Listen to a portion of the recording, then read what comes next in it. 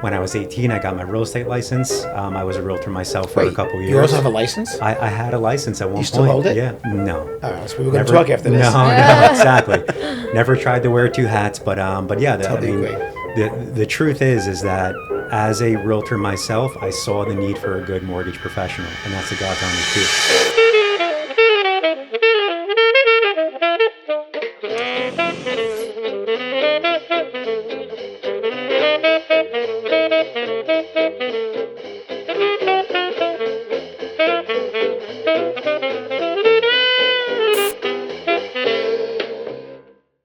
Okay, off-market junkies, you are back with the Off-Market Podcast, and we are live with the Adamos. We have my host, Attilio Adamo. Hello. I'm Victoria, and our special guest, Jonathan Coccia. Welcome, Thanks for having me. Thank you. I hope you didn't have to travel too far. I didn't. Good, long How walk, was traffic on the way here? It really wasn't too bad, thank God. Allergy season is kicking in, by the way, so if my nose runs, let For me all of know. you that are watching, Jonathan is actually, 15 feet away. He has his own special office. Right there, we can see it. Actually has a corner room with a window. Took me a lifetime to get that. The corner office. Corner office with window. Nice view. It works for me. And how's your landlord? Landlord is great. Good. Okay, let's get started. The reason why you're here. We want to talk about what's happening. Today we're diving into a topic that every buyer thinks that they understand, but most get completely wrong. Mortgages. Jonathan is joining us today, and he is a seasoned mortgage originator at Loan Depot, who's on a mission to flip the script on what matters the most in the home financing process. And the Adamo Group is lucky enough to have Jonathan Coccia as our in-house mortgage broker. That's right. I've known Jonathan for so many Appreciate years. that. Let's give you another round of applause. No, please. Thank you. No, I'm so sorry. Also, before we dive in, I want to mention Jonathan is now famous as he recently went viral on his Instagram. And it was just a very natural, authentic, got on the phone topic. while he was driving about tariffs.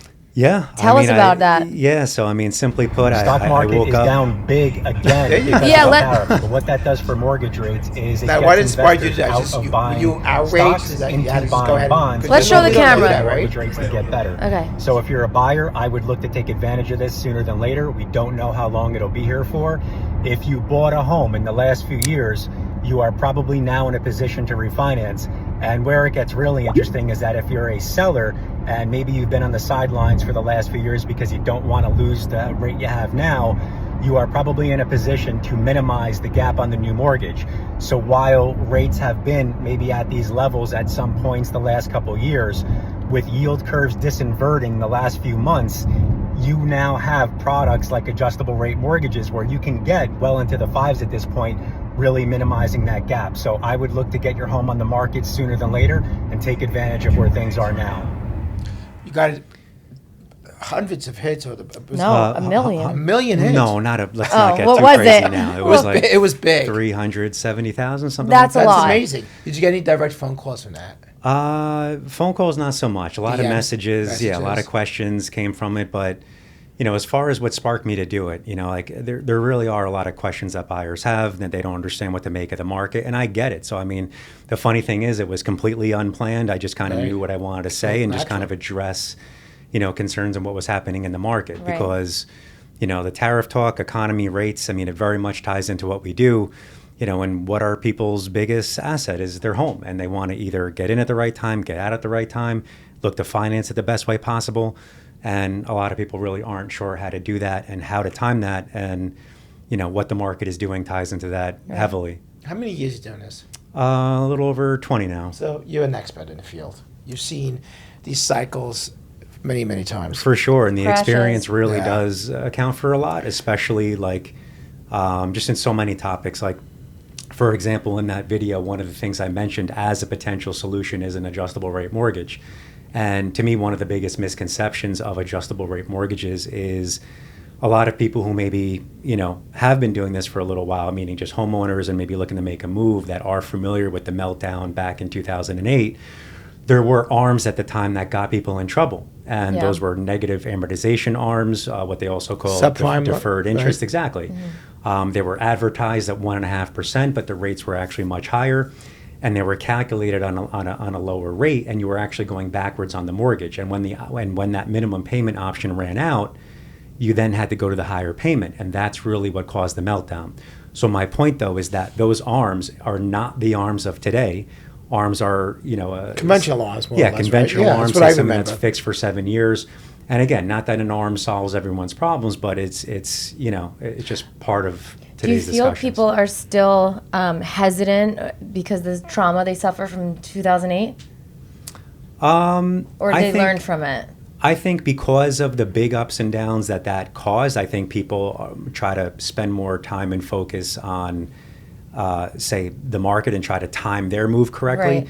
which I think is a mistake. Like if a buyer isn't Agreed. ready, no problem. Like, don't buy if you're not ready. But if you are, to wait on the sidelines, I don't think makes a lot of sense, because if you look at the history of real estate and how many years did real estate depreciate, let's say in the last 50, it's really very, very few. So real estate really will very likely appreciate. I mean, it might pick up pace, it might slow down a little bit, but this is very different, where you don't have people that say, that are getting mortgages that maybe shouldn't have, Right. which is what the case was back in 2008, 2009. Right. So you're not going to It's have like that very collapse. slim qualification. You are absolutely not going to have that collapse, and the demand for housing is high. And based on all the analytics, and given different markets are a little bit different, but the demand is likely to stay strong for a long time. Totally So agree. I wouldn't see wait. it and I feel it all day long around the street. I think like real estate, your industry is the same, where there is a lot of information out there that people are watching or seeing, or they could go on a TikTok, Instagram.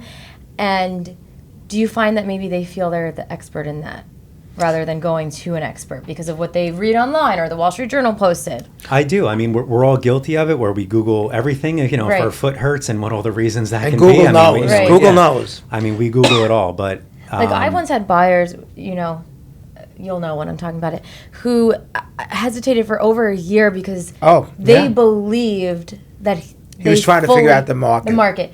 They fully believed that they were gonna, figure out what the secret Best time, method right. was and the best time because of him just following the market. I Which actually is- remember that couple, and Yeah. it was the $1 million question that I always get.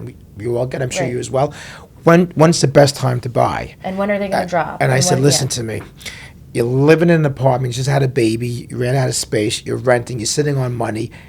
You buy now because it's right for you. You don't have to Right. wait for the market. And if you end up getting a higher rate, then you refinance. And say what The your tools are there famous for quote that. is, Dad. Excuse me? Your famous quote. It's let me get it right. So it's you marry the house and buy the date the rate, marry the house. Yeah. Right? How do you feel about that? I couldn't agree more. I mean, some people think, okay, let's wait for rates to come down, and when I actually, I don't get that. it truly doesn't make sense. Like You'll I can always be literally waiting. demonstrate that. There are people. I'm sorry to cut you off. There are people that have been waiting so long now they're empty nested. So there's no reason to even make the move. So it's a Right. whole different avenue they're going to go to. It's an excuse. If they're not really ready and they don't want this, then just stay where you are. But you have to want to do it, and you can't let interest rates be a factor. Also, let the expert be the expert. Right. Yeah. at least have a conversation Right. with an expert to see, Right. does this make sense? And we'll say it like it is. So I actually want to take it back, though, from the origin story of Jonathan. Your grandfather was in real estate. Yes. How did Oh, I didn't that know that. legacy influence your decision to enter the mortgage industry? Yeah, so growing up, my grandfather was really my father figure, and even though we were a couple of generations apart, he was also a builder. So I was actually 10, 11 years old. He would tell me to go show, J2, which is the unit at the condo development That he built himself? Yeah, that he built himself. It's like our family. Yeah. Yeah. My father was a So, builder. So that's kind of, I just immediately saw, Did you the work with your impact that dad? had. It was just my grandfather. So, yeah, he asked me to kind of, show those units. And ever since then, I always kind of knew I wanted to be in that field. So when I was 18, I got my real estate license. I was a realtor myself for a couple years. You also have a license? I had a license at one point. still hold it? Yeah. No. All right, so we were going to talk after this. No, exactly. Never tried to wear two hats, but yeah, Totally agree. the truth is that as a realtor myself, I saw the need for a good mortgage professional, and that's the God's honest truth. Because especially at the time, you had a lot of people that didn't know what they were doing, and you had a lot of baiting and switching out there back in the day where people Yeah. get banged over the head.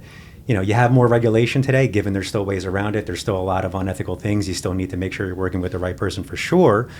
But even more so back in the day, you had a lot of shady people in the business. And I'm like, you know what? I'm super analytical. I'm good with numbers. I'm like, if there was someone that was honest, this and that, I think they would be able to help buyers really to make it happen and do really well. And I decided to just give up the license, make that switch. And that was 20 something years ago. Totally agree. I mean, I can tell you, like all the clients, whenever I recommend you, nothing but praises and great things, because you come across as being honest and straightforward. Yeah, and, I think that's the leading and you get part. and that's look, you represent me because we're out there and you're part of our resources, our network. I'm like, okay, I recommend this attorney, I recommend this inspector, this home and mortgage person. You do me well, and I appreciate it. If you didn't, you wouldn't be 10 feet away. You're an extension of our business. It's true. And I think the number one trait, like my dad said, is you lead with honesty, which is very rare in this industry.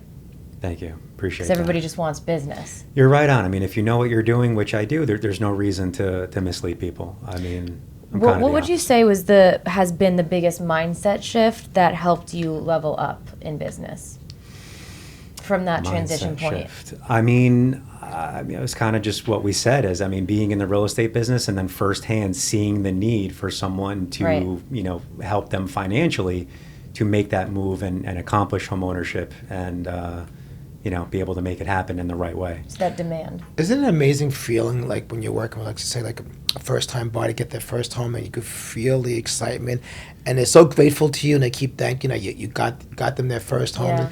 I know I've gotten that gratitude, and I'm like, it just makes my profession feel just worth it. It really does never get old for me. Like, it gets busy, it gets crazy. We do a lot of volume, but to me, like, every deal is super important, and to me, you're only as good as your last deal. Like, that's kind of the saying I have with myself to just keep me, sharp and engaged. And speaking of that, not only first-time buyers, but I mean, they're, just putting me on the spot thinking of it right now. There's a lot of, really like unique situations where just recently, I helped like a widow, for example, where her husband passed away. She had 3 children. She wanted to get out of the town she was in, buy a house in a certain neighborhood that she thought would best serve her children. Right. And it was a tough loan, I'm not going to lie. She owned a business, but she did make the money. It made sense for her to purchase financially, but it was tough to get it done on paper. But we did make it happen, got her out of where she is. And it really, And you were like the hero. It really does. Like, I don't forget that They stuff. depend on us for other than just be the professional advisors, just to be a lending ear and listen to them. And you have to, I always say to my agents, don't marry your clients, but sometimes you just get so caught up in their sad story or their successful stories that you want and you want to be part of the ride to get them there, part of their journey. I mean, besides choosing your partner in life, it's like single-handedly the most important decision you're going to make financially and emotionally.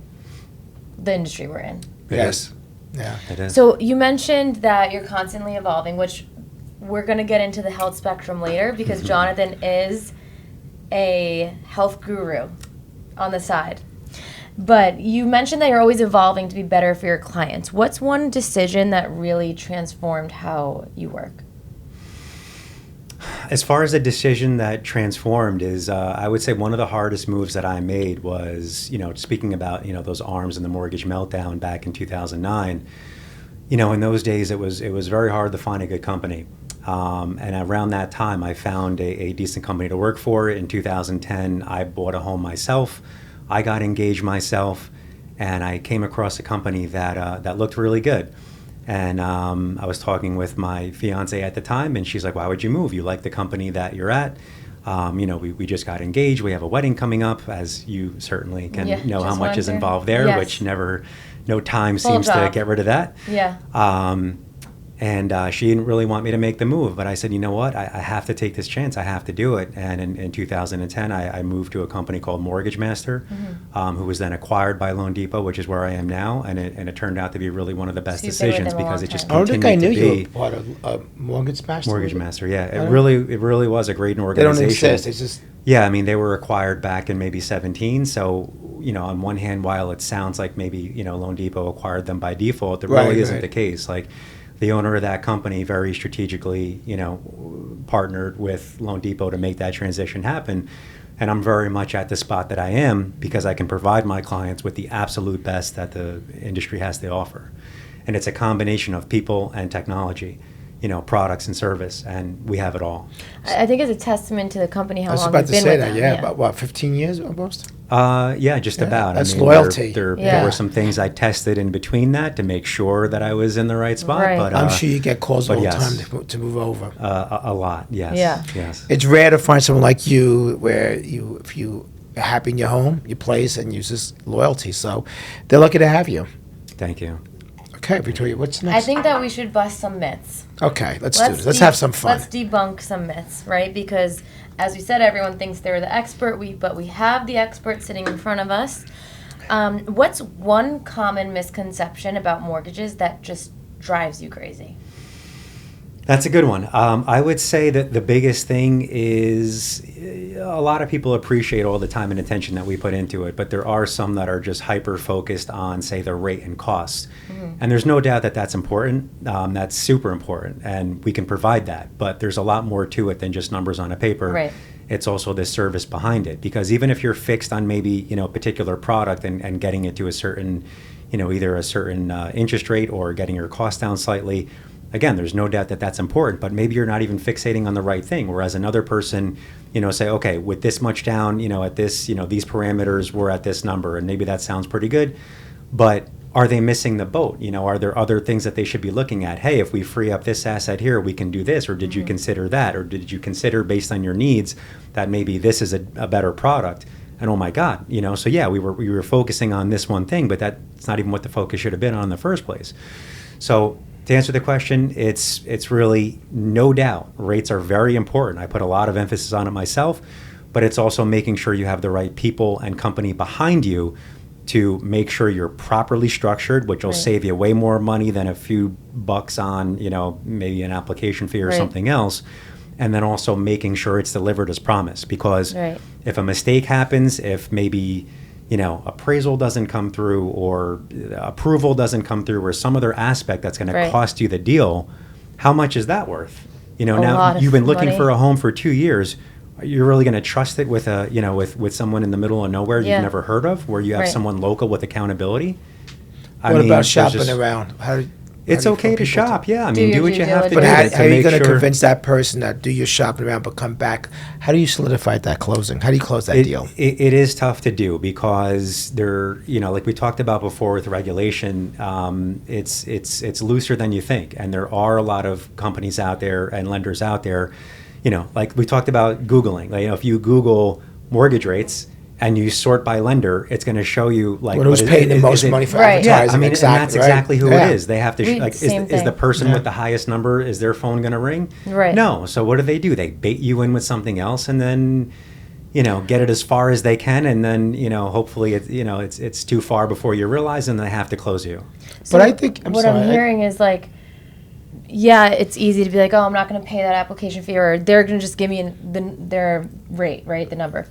But it's a full white glove service journey that you're going to be on with your mortgage broker. So it's looking beyond just that. You need to And- challenge a lot of gimmicks out there. That's the thing. Yeah. And to be clear, you're not paying a premium for that service, but what you are doing is avoiding the potential BS, Yeah. that could potentially sacrifice your deal. That's the difference. Because the truth of the matter is, reputable lender A to B to C, Right. everyone's going to be pretty darn close. It is more the market making sure the deal is structured correctly, that there isn't a better program than the one that you're potentially just shopping. And then again, structuring yourself as best as possible to make sure that you first and foremost get the offer accepted, and then taking that deal to the finish line. I got something for you. Sure, I know the answer, how I like to respond, and of course I know you're going to agree and on the same page. A buyer's asking where he's shopping around, and they're going to go talk to their local bank or a mortgage broker. I always like, I wouldn't go to the bank. They really don't want to lend money. Go there to do your banking and so forth. Here's how I see the difference, and stop me if I'm wrong. The person at the bank who's taking your loan is on a salary, and your application could sit there. There's no incentive to get it concluded, to get it closed, to get your money. Where the broker actually works on commission, which they don't pay anyway, so it doesn't matter if you shop around. There's no reason to shop around, and that person doesn't get paid until the closing. They're going to get that closed. Every experience that I've had when one of my clients went to a banker, just going through one right now, it's been a disaster. And it's from the application, the time, and the appraisal. It's insane. I would actually pay them not to go there, and please, I'll pay for the application. That's how much I despise the fact when they go to a bank. It doesn't help us with the process. It doesn't. It makes it difficult, and I'm going through one right now. You're right on. I mean, no disrespect to those people in the branches. Everybody, has to do their thing, and we There's understand no specialized that, in other avenues, in other platforms. Your bank is a great place to bank, but getting a mortgage is something different. And you're right on. Those people are compensated by leads, not not closing. And they're on a salary, so they don't care if your loan's approved or not. There's no incentive. Exactly. They'll kind of say anything to get you to apply or to get whatever application they can, but they don't understand what they're looking at. And that's the problem, is that, again, they're not structuring that. They don't understand the business. They're just taught to just get you to be friendly and apply, and that is it. And there's a timeline to get it all done, and they really not on a timeline. Well, like Jonathan said, they're incentivized off the lead, not the close. So they'll get it for you, but they're not holding your hand to the end. Exactly. Well, if you're not approved, or it could have been a simple fix, they don't care to fix it. They're not going to guide you. And I've seen this over and over and over, and I really persuade my people to go to a mortgage broker. They're not paying any more. It's not extra, but the services are there, full services. Again, a lot of times it's the other way around. And like I said before, the truth of the matter is, if it's a reputable lender, A to B to C, assuming the same program, the rates should be pretty darn comparable. It's more the market than anything else. But it's squeezing out what you can, where you can, by being smart. And they don't, again, no disrespect, but they're not structuring that in the best way possible. Right. For example, if you have two borrowers, you have two buyers buying a home, maybe the wife has better credit than the income, and maybe we don't need, maybe the wife has better credit than the husband, and maybe we don't need the husband's income to qualify. So by just having one borrower on the loan, you have to get creative. There's so many different ways. That's just a very basic, simple one. But there's so many different ways and so many different things to be able to, squeeze out more. But I also feel that if you go to a bank, they're limited to their programs only. When you go to they're not going to think outside the box. Well, you can't. It's working with their program. So if you go to a broker, you're going to shop it around, and you have a wider range of programs that could best fit their particular needs. The rates are really Am I wrong about that? No, I mean, the rates are almost the easy part. The harder part is getting it done in the guidelines. And what a lot of people don't realize is banks and other mortgage, people have what's called overlays. Overlays are additional guidelines and regulation to the government standard. And people don't realize. So even if it's a conventional loan, even if it's FHA, even if it's VA, like people, when they hear those words, they think, oh, if it's FHA, it's the same across the board. You would be shocked how much the guidelines actually vary, because banks and mortgage companies included, most have very heavy overlays, and the guidelines are very different on what can be done. So you feel like you're in a position going through the broker, the guidelines is not as restricted. Again, technically, I'm a mortgage banker by definition, but I mean, no. Actually, let's explain it to the audience, the difference. Perfect. So, I mean, you have a traditional bank, like your local savings bank. On the other end of the extreme, you have a broker, which is really a third-party person who's not underwriting or funding the loan. They're taking your application and sending it somewhere else.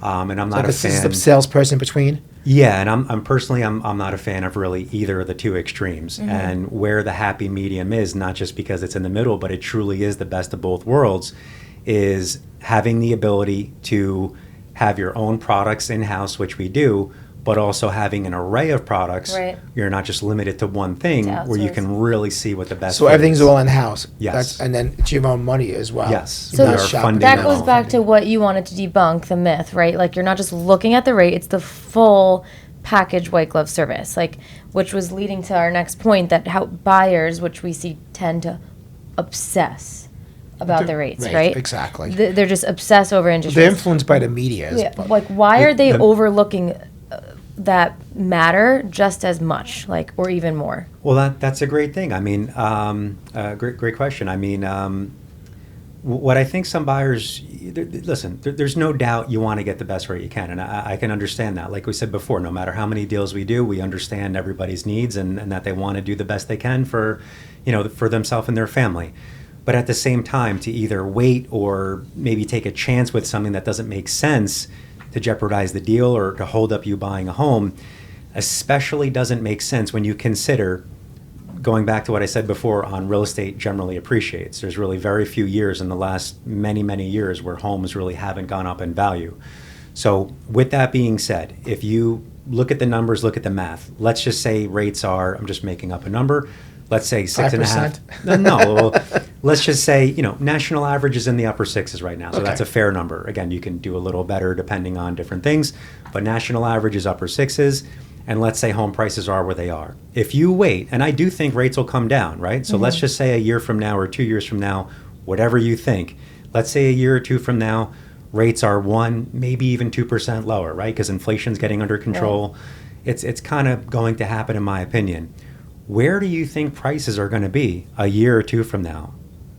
I mean, there's just no doubt they're going to be higher. So, well, so if the general public would tell you it's going to go, rates go up, prices come down. That's been historic. It's not how it but works. It's a game changer because there's no inventory. No, there's so no the inventory. demand, it continues to increase. Inventory is slim. So the price is going to either stable or go up, not down. I don't see it. But you're right. Historically, 40 years I'm doing this historically. Oh, well, the thing was rates going up. Okay, price going down. And that was true in the past.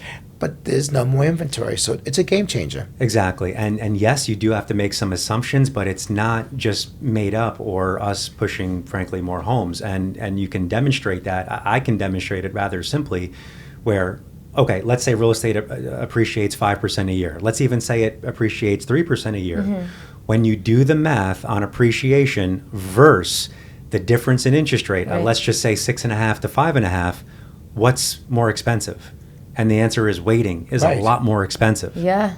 So it's just going up. It just doesn't Sometimes make sense. Sometimes you have to spell it out for them. They don't get it. And I can demonstrate that math specifically based on where they think, appreciation might be, where rates might be at the price point they're buying. And I can actually, demonstrate that. That's good. I remember when you show them that number side to side, what's your reaction from people? Yeah, they're pretty like, wow, I didn't realize that. It really is eye opening for a lot of people. That's like with real estate. When we used to teach them, rent versus buy. I'm like, oh my God, look how much money. You could be paying a mortgage. $200,000-$300,000 I'm throwing away. I'm paying my landlord's mortgage where I could be using that for my own equity. There's people paying like $7,000 to live on the waterfront right now in Jersey. It's $8,000. Yeah. It's wild. I mean, actually, when you do the formula, rent versus buy, I'm like, you got to be kidding me. I need to buy a house today. What's one thing that you wish buyers knew before applying for a loan? Before planning for a loan? Applying for a loan. I mean, the biggest pushback is probably just on credit. I think a lot of people hold off because they're afraid of their credit score. To look at it. Yeah, and the funny thing is, it's kind of the exact opposite. The more information you have up front to know where you stand is going to be super helpful. Right. So part of our process when you do an application, there's a soft check, meaning it doesn't impact the credit whatsoever. Well, so there's really no you know downside. what? That reminds me, talking about credit. What's the number one rule you tell your clients once you apply for a loan? Don't buy a Ferrari when you're buying a house. Oh, yes. Don't go buy furniture. Oh, furniture. And so forth. I always mess up. Well, you can say Ferrari, but what do they tend to do? Got a new house, go buy furniture on credit, and then all of a sudden it blows up. It becomes, it either disqualifies them, or I guess then it puts them in a higher category for higher rate. Am I right? Yeah, I mean, depending on how tight the qualification is, if you're if you're applying for new debt, will that debt kick you out of qualification? For most people, the answer is probably not. But you absolutely do want to be careful. I've seen it happen a lot. Yeah. Right. Yes. Sometimes. Yes. Yeah. Why is getting pre-approved so important? So pre-approval, everybody knows the word, and it truly is the most important thing and always will be, because it's just like anything else. If you're prepared for it and it's done properly, it's going to set you up to succeed going forward. And part of that pre-approval process, that is a lot of what I pride myself on. And technology, again, like we said before, we Google everything, AI, Chat, GPT in the mix, it's all good. But technology has actually made it worse. Yeah. And what I mean by that is, yes, people can Google their own things, but it's even made it worse for other loan consultants, if that's what you want to call it. Meaning, again, no disrespect to these other people, but there's a lot of people, somewhat in my shoes, that they're relying on their technology to just simply tell them, the computer tells them what they qualify for. And there really is a lot more to it than And they that. believe that. They do, because There's no deep dive into they don't it. deep dive. They don't understand what they're looking at. That application is, at least up front, is often based on what the person punched in. Right. So, for example, if someone punches in, okay, I make X dollars a year, there's a bit more to it than that. Was there a change of jobs? How long The was the gap accuracy. if you changed? Yeah. Is it made up of base, bonus, overtime, commission? Has it increased, decreased year over year? The same goes for credit score. Okay, credit is decent, move on. No. How much is there in the way of expenses? Are there things that we can pay off Right. to maybe qualify for a lot more? So, for example, if somebody has an outstanding loan of, let's say, $4,000, but that payment is $600 a month, if we get rid of that $4,000, you now qualify for $100,000 more. Insane. What a difference, huh? Yeah, Right. I mean, Yeah. so just And you're not going to find that on That's the actually internet. huge. It really is. Which a lot of people, like we said, because the information overload from having access to the internet, which is great, believe I'm the expert. I know I can do this, rather Yes, than that's- getting accuracy. But that's something the bank is not going to tell you because No. they don't care. Or So the you're going to internet, say, yeah. hey, let's take 4,000 and you can get $100,000 more. That puts you in a whole different price a category. whole different price bracket. But I actually want to take this one step further. Everyone's working out with pre-approval, and yours is worth the paper it's written on, but most of them, it's never worth the paper. They're not accurate. It's Right. false. It's basic. But I like what we tend to do. When I have a buyer I'm working with, I set up a buyer's consultation with you, and we actually get them to start the process where they Before we're doing the home they're not search, actually yeah. right. They're applying the loan, and you're getting them approved, subject to our contract. So that when I'm submitting an offer, especially in these days, sometimes there's a lot of bidding wars going on. you're not under the My gun. buyer could compete with that all-cash buyer because we can waive that mortgage because you already got it approved, subject to an appraisal. It puts my buyers and myself in a better position when we're negotiating, Yeah. especially in a bidding war, and that's what I like we do. Forget the pre-approvals. Well, we work go in right for the- conjunction. we go right for the actual approval, so they're walking around. It's like the golden ticket, You're right on, and I've been saying that for years. The pre-approval is as good as the person that issued it. And, Yeah. and it's Right. the So results vary those tremendously. pre-approvals, that doesn't mean anything to me, to be honest with you. It's just it's a start that they're starting the process. Your point exactly. Like we work in conjunction, which is amazing that you're part of what's everyone looking at? Like you're part of this in-house, right? And yeah, a lot of brokers, they work with their preferred lender, but we work so closely together, like literally in the same office. It's in-house, technically. Yeah. I mean, we're independent of one another, but having you here on a weekly basis is it's We don't even have to nice. pick up the phone. And Yeah. it puts us in the best position to better serve our clients because then we're searching, right? We're doing their home search within accurate parameters. Right. And if they think they're pre-approved from something on the internet or a bank or something not as trustworthy, we could have wasted our time looking at homes that they either could afford more, less. Right. But especially even doing the process, if Right. something's like slightly off or something, I can just walk right over to your office. I'm like, yeah, I got this. I'll fix it. And you've always been on top of it, and I appreciate that. It brings a lot of value to the table for me and my buyers and the entire process, for sure. Thank you.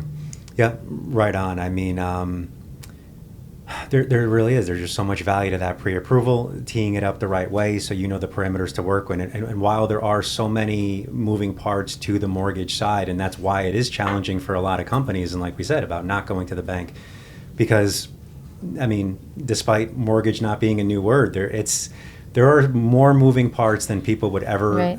imagine that there are on the mortgage side of things. And Look, that lender's giving you a lot of money. They want to make sure you're like, I use the expression lily white, and they're Yeah. going to dive deep and to make sure. And the banks they're really not into lending, in my opinion. Yeah, and so my point though is that, while there's so many difficult moving parts, I think one of the hardest ones in my case is making sure the buyer is teed up in the best way possible, because there's nothing on the table yet, but you have to me, at least to me, you have to spend that time up front to dig in and make sure that you know where the limits are. And they don't necessarily have to get close to those limits, but determine where they are. Excuse me. And you don't want to go over, or under that limit. I mean, maybe you're leaving something on the table where they could get, the home that, maybe wouldn't have been possible otherwise, or maybe vice versa. So everybody listening, get pre-approved with Jonathan and then work with us. Actually, don't even go one step further and get the actual Yeah. approval. Yeah, it's like having cash in your hand. Get approved. Get approved. All right, That's I want to talk about some current topics, which we spoke about already this morning, you and I. The Wall Street Journal that posted this morning, they just reported 5.9% drop in home prices in March. The biggest dip in years. Tell us what your take is. Was that nationwide? Yeah, I was just going to say that. I mean, my thing is that I do think that's nationwide. I don't think that applies for. I always say New Jersey's a bubble. Area, I'm not feeling. Matter of fact, not to cut you off, but I'm going to help you with that. We just did some stats for a client of mine, and in this Bergen County area, more or less the Northern Valley, I was going to narrow it down to, the prices are up 21.8% from last year. And again, there's no inventory, and the only thing I'm seeing the difference is right in the house being sold in 0 seconds, maybe 2 or 3 weeks more, maybe an average of 30 days. I think the national average is it 30 days? 60. 30. I don't think it's 60, is it? Yeah. Okay. See, we're not seeing that here. What's Maybe your not take very on high that? at home. To tie those two things together, to me, it is largely inventory. I mean, inventory is down, and in my opinion, there's two huge reasons why inventory is really hurting, especially in our market. And one is rates, because if somebody refinanced or took a loan prior to 2022, they have a lower rate. So again, putting aside buyers, but sellers, they might not want to give up the rate they have, and that's understandable. And part of that video that we talked about in the beginning, there's more and more solutions based on where the market is now to help bridge that gap. But putting that aside for a second, so people that are hung up and kind of somewhat tied to the rate they have now, in addition to a lot of seller would-be buyers know, okay, if I get my house on the market, where do I go? Right. And they're That's concerned. the problem that we're having. The And fear, now- the hesitancy. Well, they don't know where they're going because there's not much to choose from. And now it works the same way in reverse. If they wait for their dream home to come on the market, now it does. Oh my God, I'm not ready because my home isn't on the market. Then they got to find a buyer for that home. Exactly. I know I can't. I have to make my offer contingent. How do I time them together? It's too late. I can't do it. And I think We do that. We've had actually Yeah. reverse contingency where normally a buyer wants to make an offer subject or contingent upon them selling the home, which is not even on the market yet. Bad mistake. Now we're having a bunch of buyers that are taking offers, and we're disclosing to the buyer that we'll take your offer subject to me finding a home. This happened for over the past year. Yeah, it's been successful, and we, because we've been on top of it. We did it. But it's not easy, and the buyers are I don't want to use the word desperate, but they're like, okay, I'll wait. I don't want to lose the house because they finally got an opportunity. Jonathan said about getting creative. But let's go back to our national average of 5%. Yeah, 5.9% drop. Well, I'm going to say something like for the state of Florida, it's so oversupplied. The opposite of what happened. Exactly. That now you can get good time to buy in Florida, what I understand. So it's a good opportunity. But I it think doesn't you and apply Mom should here. pick up your home search in Florida. Well, we're talking about that. but like a state like Florida, it does throw off the national average but it's the opposite on the East Coast. It's really crazy. I think New York City's probably experiencing the same thing. Well, agreed, because it's really crazy. When I think I'm on my third year in New Jersey real estate, and when I was at the end of the Manhattan market, the time that I left, I mean, I still work in Manhattan.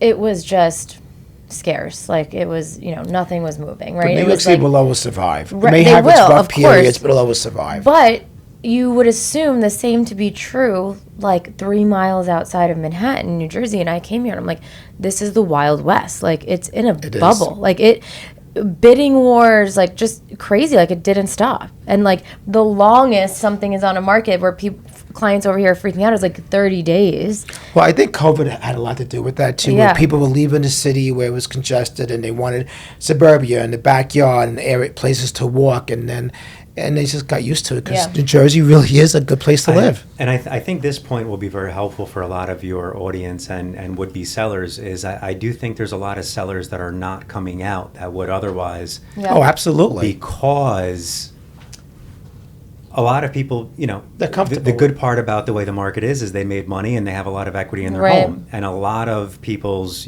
biggest nest egg is tied up in equity in their house.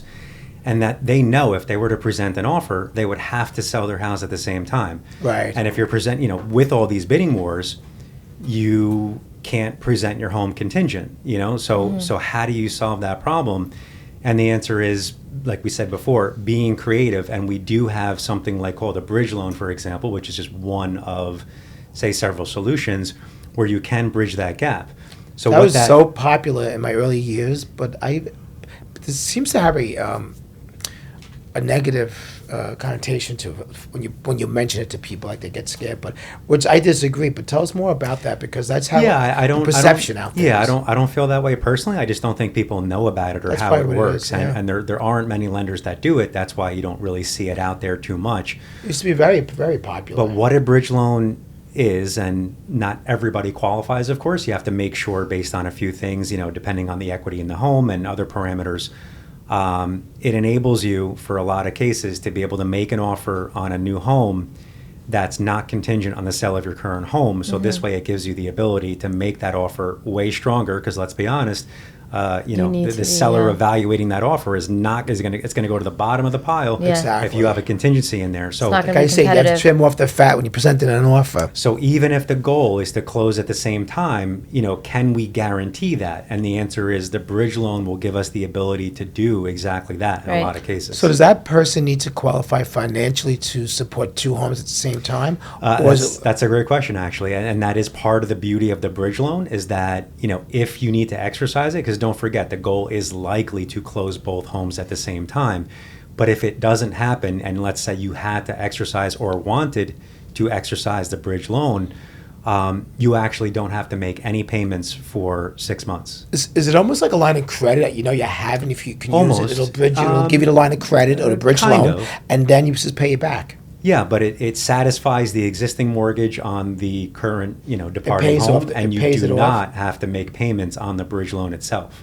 So it really is a great thing. 6 months, is it accrued, or is it going to 6 month free ride? I mean, there's a cost to do it, but yeah, it's built into that cost, and then therefore there's no payments due for 6 months. Are you seeing a lot of people using months. this program? Where I use it a lot is as a backup, because, so while it's that much tougher to make the offer and you can't have that contingency, it's all the more reason why a would-be seller will likely be able to sell the home quickly.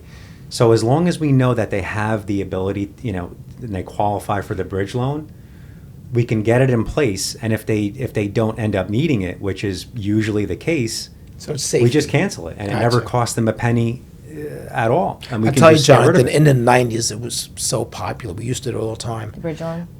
Yeah. Maybe because we didn't have as many products back then, maybe, perhaps. Probably not. And the terminology. So it's like going back to OG ways. Yes. What are people doing? And, the way that they work, and like I said before, there's not a lot of them out there, but, not every bridge is created equal either. Because what I see, I mean, what I see is I do honestly see other lenders using the word bridge, and they're really not true bridge loans. Right. They're using that word as a way to bridge the Maybe gap. like a clickbait almost to get people interested in it. Yes, but do they actually have a real bridge product? And if they do, is it a good one? Are you really building a bridge? Yes. Yeah. Well, I'm excited for you to help Michael and I through our first time home buying process. So Jonathan and my father are both strategic experts in their industry. So you've definitely made our job a lot easier. Oh, absolutely. Thank It's nice having that professional alongside me to just understand the process. Works on the way that we do. Yeah, and exactly. I want to talk about quickly the company you're at. Why Loan Depot? Why does it set you apart from your competition? Great question. And it's having the combination of both people and technology. It's a nationwide, isn't it? It is, yeah. We're licensed in all 50. But it really is the combination of all things, because one without the other. Like if let's just say I know everything that there possibly is to know in the world of mortgages. If I don't have a company behind me that can provide, the programs, the service, the rates, the technology, It's to back you up. It's not going to work. And the other way around. Even if a company is great, but the person up front doesn't really know how to operate that, it's not going to be the. So you mentioned that your company's 50 states. Yes. If somebody wants to buy a loan, if you want to do a loan, say in New York or Connecticut, can you actually do it, or you just refer to it in-house? I'm personally licensed in Jersey, New York, and Florida. But so you could do Florida, New York, and New Jersey. Yes, personally. Our big three. Yeah, I mean, they connect it for sure. Personally, and then I can refer them to someone else. Good. If it's so in it another still state. stays in-house. What advice would you give to buyers who are on the fence right now, like waiting for the perfect time to buy? I think it goes back to what we were saying about just look at the alternatives. Right. If you're renting, sometimes it's as simple as looking at your monthly rent, timesing it by 12. What is that costing you? A lot. I know it sounds overly simple. It's crazy, yeah. But it's the God's honest truth. I mean, depending on what your rent is, if it's $50,000, $60,000, $70,000 in 12 months, you know, or even multiply it further out, like, why wait? When you also consider that real estate, especially in this area, is very likely to keep appreciating, you can put whatever number on it you like. It doesn't make sense to wait for rates. Would you say the same advice would apply for empty nesters? Retirees? Yeah, I mean, depending on what their payment is now, and you know, are they downsizing and all of that, I think it does to a degree, for sure.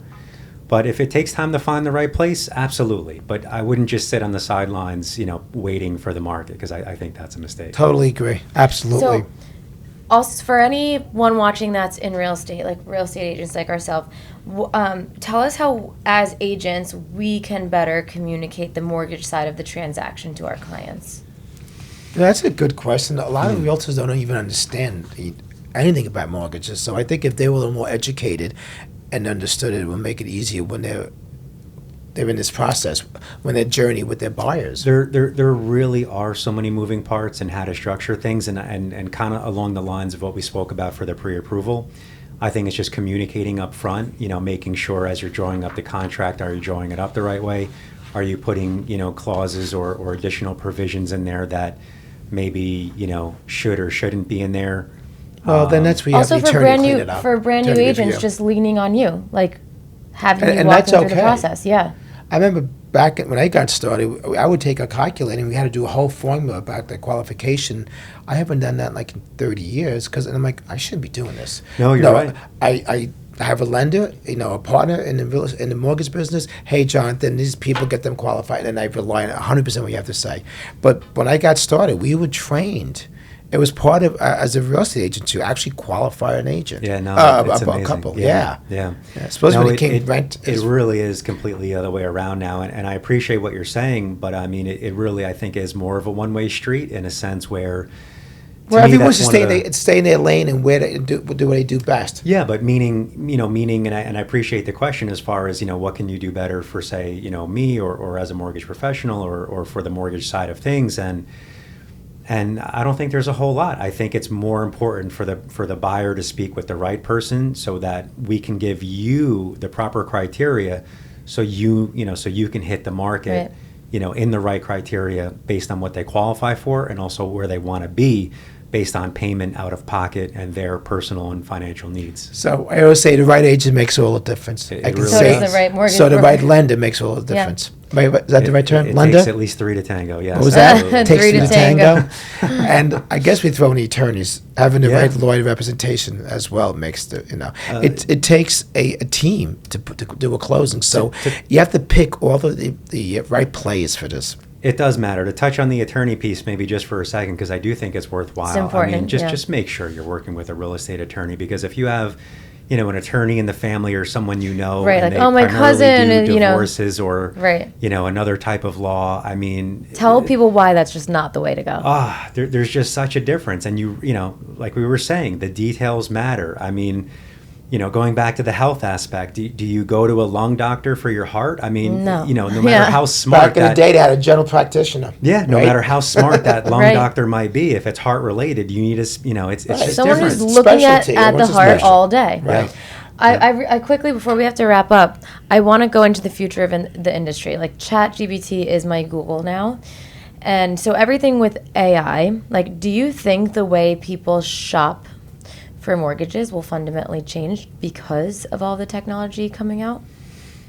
I do, and the head guy for our company is very into technology and analytics with those things, and you know, what a saying is like whoever has the most data wins, and data is a Yeah. big piece of it, and where people are starting their searches. You know, us being, say, local professionals, I think, you know, there is the other side of it where we have that local presence and, you know, differentiating ourselves from just starting online, like back, you know, say years ago in your field where, for those couple of years where the YHD came out and people tried to do it themselves, and it didn't work. They didn't fail. Yeah, exactly. it did fail, and they need that professional. And I think the mortgages are I don't want to say in the middle, but I think I think it's a lot of the same where, you can go fully online. We have the technology. We pride ourselves on it. We do a great job with it.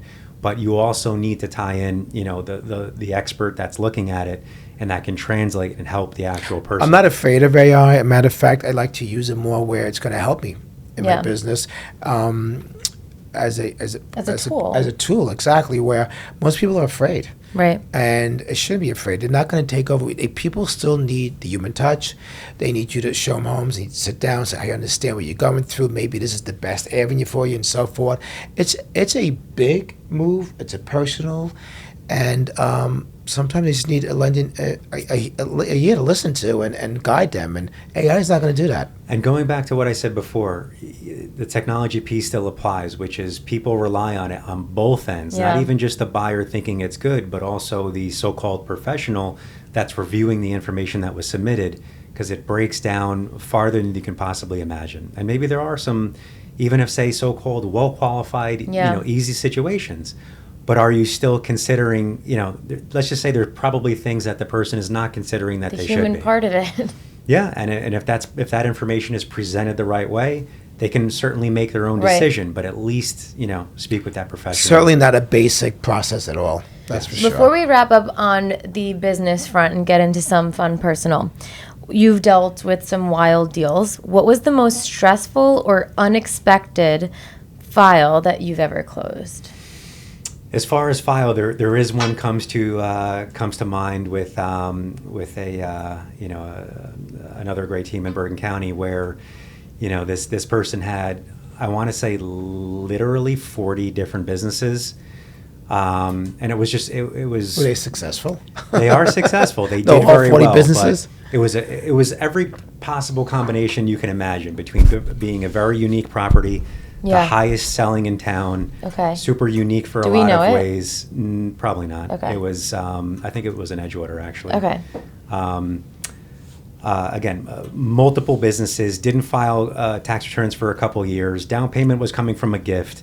Had a non-occupying cosigner. I mean, everything you can possibly throw at the file for just, and there's a lot of tough situations out there. And, they were turned down elsewhere, and that's the thing. So not, everybody should qualify for, say, the highest amount, but it's determining the proper amount and the best way to get it done. And this particular person absolutely has the money and the financial ability to, say, pay for the home that they were looking to buy, but we'll never use your own money. Get it done, exactly. and they found, they found me, and we did get it done. And there's a lot of stories. How long did that take? Not very long. I mean, it took, I'll probably say, many hours of going through documents because it was very labor intensive. And a lot of other lenders actually just turned it down out of the gate because they didn't even want to bother. They knew what they were in for. Yeah. It was a tough one. But so did they hug you after? Did they give you a nice Actually, yes. I mean, the guy was really? Actually just such a great guy, and he actually took me to lunch, believe it or not. That doesn't happen often. No, not it at really all. Doesn't. No, that's what you call gratitude. Yeah. Yeah, great guy. And he really did, again, not only deserve, but financially, able. So it's not just getting it done. You want to make sure that you're not putting the person in a, in a bad spot. How did you feel? You I felt great because I knew he was absolutely worthy of it. Again, not morally, but financially. You want to make sure you're not putting someone in a bad spot. And it's the exact opposite. When you give someone true financial advice, and especially making it, say, more affordable, you're also setting expectations so that buyer is then hopefully that much more prepared to actually make the move and be confident when they find the house, when you guys find them the house that they're looking to, to make. I like that story. One for the record, you won't forget. Okay, we're about to wrap it up. We'll do some fun stuff. Yeah, well, off the clock, we would love to know who Jonathan is. So the real Jonathan. His wife is a his wife is a total hottie. And I want to hang out with you guys, but they are busy raising not one, not two, not three, but 4 daughters. Yes, 4 girls, yes. Yeah, 4 girls. That's why you work so hard. Which is wild. I understand. He is another self-proclaimed Huberman, which I do live in a crazy Huberman household, but I think you might be a little bit worse than Michael. I do get lectures from you, everything I But it's to good. put in my mouth, but yeah. And but you're it into makes me stop and think. Yeah, you're into grass-fed meat, raw dairy. So am I. Motorcycles. What is your go-to way to unwind? To unwind, even before kids, I definitely pushed really hard. There was a point where I used to get headaches, kind of so bad it was pretty bad at one point. And having kids, so even though we have to work very hard to support, it actually loosened me up a little bit. Really? And yeah, so even though the expenses just seem to go more and more. You think you would go off the spectrum? Yeah, I mean. But yeah, they do mellow me out, and I think having little girls is especially helpful for me because. I feel like, you want to be strict and you want to, make your kids the best that they can be, whether they're, say, boy or girl. If it was a boy, I feel like it'd be a little harder on them, whereas as girls, they just kind of, melt my heart. I always said there's two different set of rules of boys and girls raising them. It's just how it is. Yeah. Even though I feel like I had the harder set of rules. Well, you were the oldest. Yeah. And you were also Alexander gets away with everything. But yeah, he also didn't give them a run for their money. He did not. He's easy. So there isn't a ton of downtime, but when there is, I mean, it's just really just being with my family and my girls. And, that's nice. That's how it should I do. be. I love being with So them. you're the epitome of a family man. Yes, I want to know, back to the headaches. What you were giving yourself headaches, like was it just the drive for wanting to be successful? What was that part? It really was, and it's actually it's a personal question, and I'll give a real answer, which is going back to the grandfather thing. So, not having a father really growing up, and my grandfather was really the father figure that I had. He was extremely strict, hardworking Italian guy, and he said your reputation, your name is everything. Yeah. And if you're not proud of your actions, and he was tough. Slamming his fist. So it wasn't about money. I mean, I never put myself in a bad position. I mean, it was never anything like that. It was just, pushing myself as hard as possible. But, there kind of comes a point where you realize, okay, you can still push, but not, try to change your mindset to kind of find that happy medium where you can push, but still push, from the right place where you're not driving yourself crazy. So your grandfather instilled some deep values in you. Probably a little too much, but yes. Yeah. It's okay. Yes. But I'm sure you don't realize you're probably doing the same for your daughters. I think it works both ways. I mean, I'm strict, but probably not as strict as actually I would be, because I don't want them to overly analyze things maybe like I do. But I think just even being the way you are is setting an example, which they're watching. Yes. They're seeing everything Well, you and your wife he was did. a good man, and he set you in the right direction. Yeah. Did a good job. Balance is an interesting word, especially in our industries, because there really is none. It's just about you finding the one outlet you can that does bring you joy, right? Because we're always on. We're always working. You're right on. I'll make a really cheesy dad joke here, speaking of let's hear daughters, it. but it's hard to get, the new generation into movies, but watching an old movie like Karate Kid, and I say, see, whole life about balance, like Mr. Miyagi says, and it's the God's honest truth. There's a lot from Mr. Miyagi. Yeah. It's probably a different version of your grandfather. Yeah, there's a lot to learn. I actually was talking about this topic recently. My dad doesn't know, but Michael was doing the same thing of like just kind of being in one lane, and I'm like, switch off for a second, like go golfing or just take, because also his office is at home, so it's like all needs to get out. Work. Yeah, like just switch your brain off work for 2 seconds. Don't not be successful enough drive, but like let yourself have a moment. And I was thinking about my father because he's the same way, and I feel like he wouldn't even know this is what he's doing, but his form of meditation or escaping, like there's not one day that goes by, I swear to God, even in a thunderstorm, that he's not at least 10 minutes in his garden or backyard. And I think that's where you're it's my happy zone, I guess. Exactly. I guess I'm my grandfather after all. So everyone needs something. Man, going back to the health and nutrition thing, I mean, even just being outside alone, like if there's one thing I gotta say, like if I wish I could spend a little more time on, it would just be being outside. See these hands? They were full of dirt, and I scrubbed. If you want to really nerd out, I can even talk about the microbes in the soil that are literally healing. Like that stuff. I agree. Yeah. Yeah, I mean that stuff has a profound I'm that person effect who's on the body. barefooted in my backyard. No, my therapist told me there's literally science behind nature actually healing you and being therapeutic. So I planted my tomatoes, basil, mint, peppermint, oregano. That was this morning. No, and that was it's the just other a day. Thursday. But I'm going to make you laugh. I'm going to stop going to my backyard late at night the lights in my driveway was off the time. I'm like, oh, that's right. It's a GFI switch. I have to go reset it. So I start walking back there, there's a lot of wild animals around us, wildlife. This was recently? This was 2 days ago. Oh, no. And I'm heading back there, and I think I went to put my flashlight on, and I saw something moving. And it was either a cat or a skunk. And God knows I got hit by a skunk once before. And that's a whole other story for another day. Oh, my God. That's a whole other, for another day. No, literally, my mom was pregnant with my brother. Let me finish this story. You couldn't we had see to me leave run the fast house. enough. So the back of my yard is not flat. It goes up above the pool, and it goes up.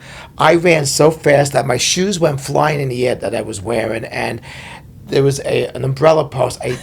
I kind of used it as a gauge to support me, jumped into it and then bring me down. My shoes went flying. I didn't give a damn. I just went into something like, that's it.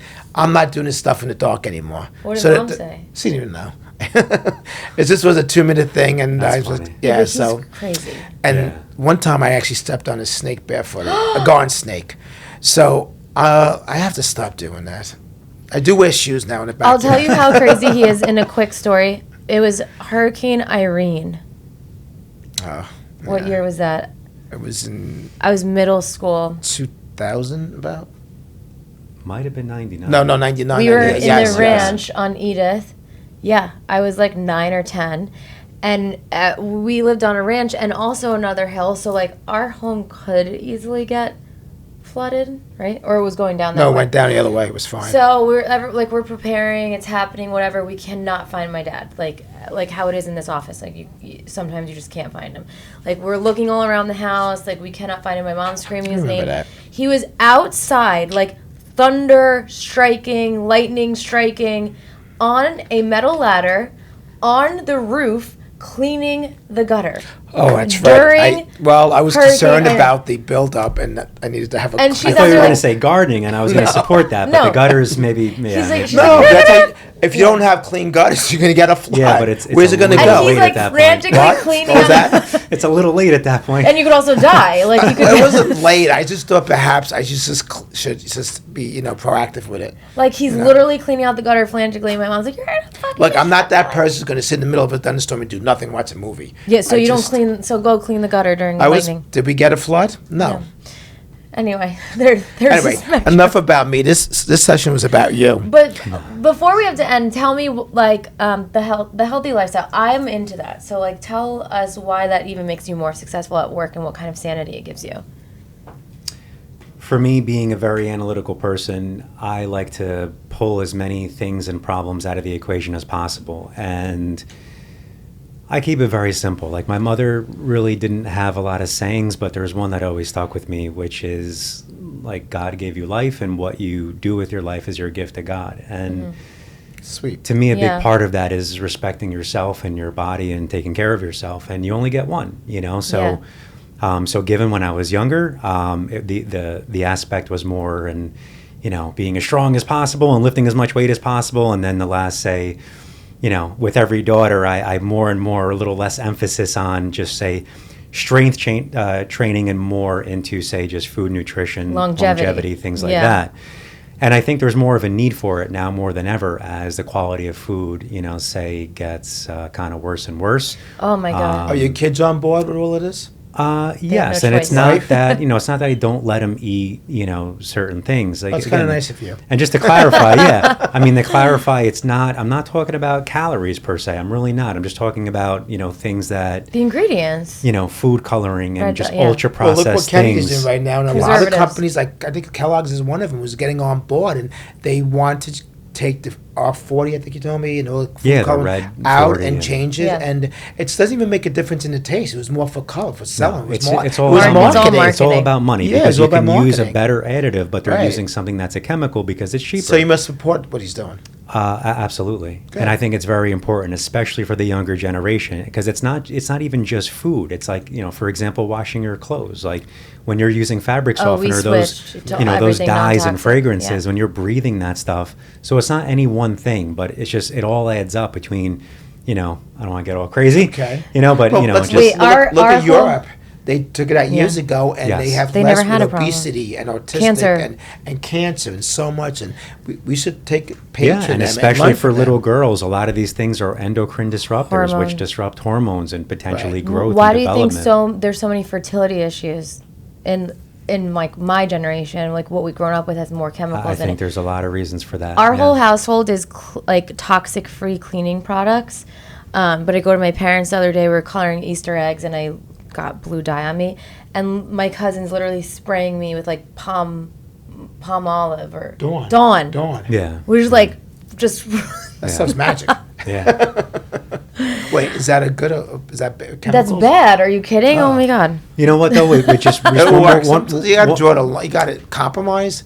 one more thing with They that love being said, chemicals. because if it's ever helpful, because once you start going down that rabbit hole, it can get overwhelming. But It is.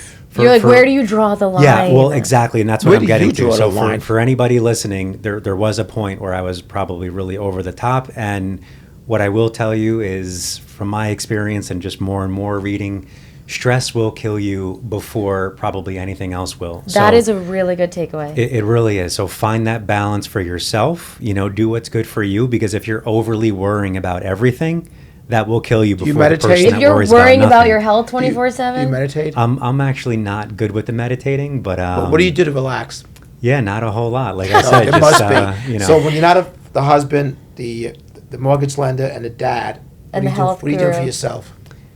you have know, a bike. just, You have a bike, right? Yeah, I mean, All right, so you take it so out? it's not something I usually talk about, but yeah, I have a motorcycle, So that's your and me time. occasionally go for a ride. If I get the hour or two on maybe a Sunday, and during the season when the weather's nice, so it's.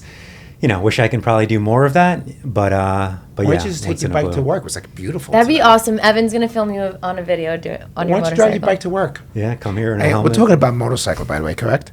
Yes, Not a yes. bicycle. No, not a bicycle. Okay, episode 2. Jonathan will be back with Michael Buccellato to speak on health, and they are two self-proclaimed Dr. Andrew Hubermans. But next, we just want to do a fun this or that, and we'll wrap it up.